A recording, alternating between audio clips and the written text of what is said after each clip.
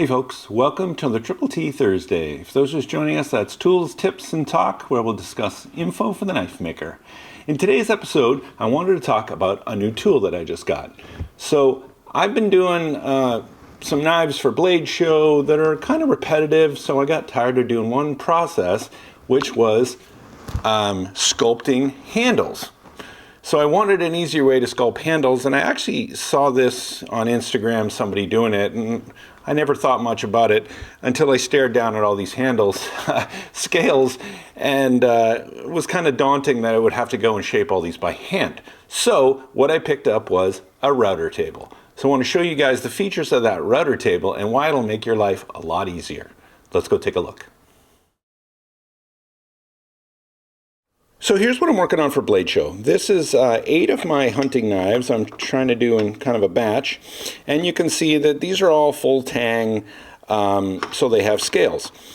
And, you know, the way I'm doing these, I'm using Gulso bolts, which is these little guys. So I can bolt the scales on, fully finish them, and then I can take them off, which is kind of cool. I've talked about these in other videos. But so I've got the scales for these all contoured and profiled perfectly, but now I got to make all the bevels and make them feel nice in the hand. So that's kind of a pain to get them all exact on both sides and kind of prone for error. So what I did was take a router table and a router bit, and I just ran this scale through that in about 30 seconds, and I did both of these. They're not perfect, they still need to be sanded, but you can see they're really even. So that worked out really well. So I'm going to go over to the router table. I'll show you what it is, how it works, and how you can make your scales, producing your scales, go much quicker. So here's the router table. It's very much like a table saw, but there's a router that's fixed underneath. I bought this thing at Lowe's. It was $175 both together, so it's a pretty good deal. I'll put a link down to a router table, a couple of router tables from Amazon down in the description for you guys to take a look. This one came with a fence, which I'm not really using because I need to go right up against the bit here. But let me show you a bit about what the theory is here. So you're going to be using bits like this that have a bearing at the top, because your scale, you need your scale to touch up against the bearing, and then for the bit to just take off that section, you know, round over that other section. If your scales are really thin, these don't tend to work because you're only engaging the very top portion here of the bit, which is giving you a really flat area. So you might have to play with different bits. I actually had to get kind of a table, a thumbnail, I think it's called, bit. I'll put a link to this down in the description for really thin scales so that I got the right angle. But you play with different bits. What you're going to do is just basically press this up against here. The scale is going to hit the bearing, so it can't go any further, and then you're just going to, you know, go around your scale. It's pretty simple. You need to make sure that you are hitting the bearing, because if you raise this up too high that you don't hit the bearing, as far as you push, you're just pushing into a blade, so it's just going to go right through your scale, so be careful. So I'm going to show you on one of the other scales that I still need to do, and I'll show you how it works. So we're going to be doing these carbon fiber scales.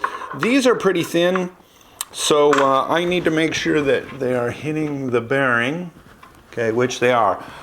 You need to make sure that the face, the outside of your scale is facing down, because of course it's going to round this portion off, and that you are hitting the bearing. So let's give it a shot.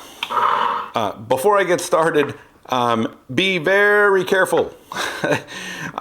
Router bits on a table like this, doing it by hand, make sure you don't slip. This thing does not know the difference between fingers, flesh, carbon fiber, and it doesn't care.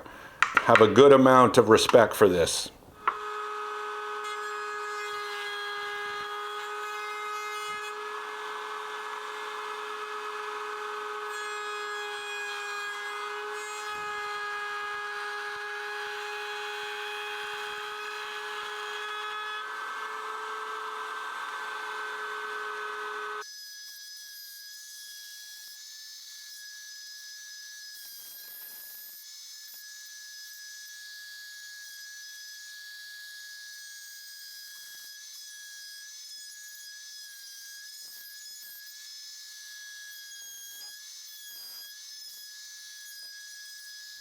So here they are all done. That was really quick. I did it in, I don't know, a minute, maybe two. They look great. I'll probably have a little bit of sanding, of course, to do. They match up perfectly.